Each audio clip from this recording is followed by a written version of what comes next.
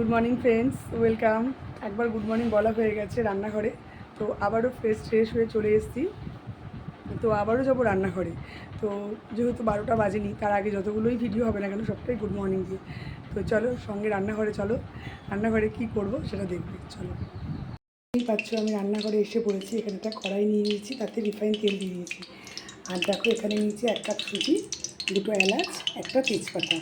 তো চলো সুজিটা আগে দিয়ে নিই। আজকে আমি করছি সুজির পায়েস। সুজিটা আমি তেলের মধ্যে দিয়ে দিলাম, দিয়ে নাড়াচাড়া করবো।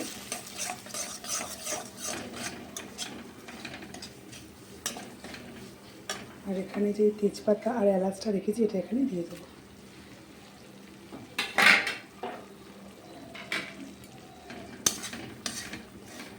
এখানে আমি চিনি নিয়ে নিয়েছি, এখানে আমি দুধ গরম করে রেখেছি।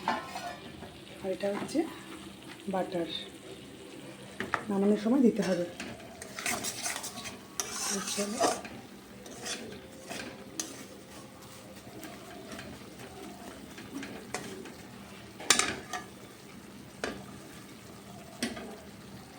সুজিটা আমার ভাজা ভাজা হয়ে গেছে। এবার এর মধ্যে আমি দুধটাকে অ্যাড করে দেবো। এখানে দিয়ে দিলাম, এবার দেবো হচ্ছে চিনি।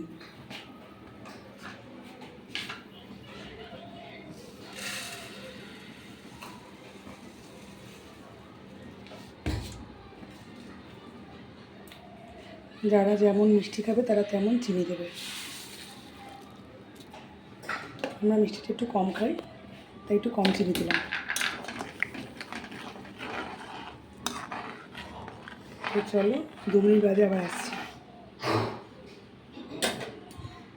তো আমার সুজিটা পুরো কমপ্লিট হয়ে গেছে, আমি বাটারটা দিয়ে জাস্ট নামিয়ে দেবো।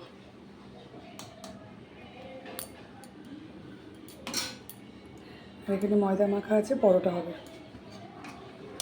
আর চলো টাটা, সবাই খুব ভালো থাকবে, সেফ থাকবে। ভালো আছে। তো দেখো এখানে পরোটাও ভেজে নিয়েছি। টাটা।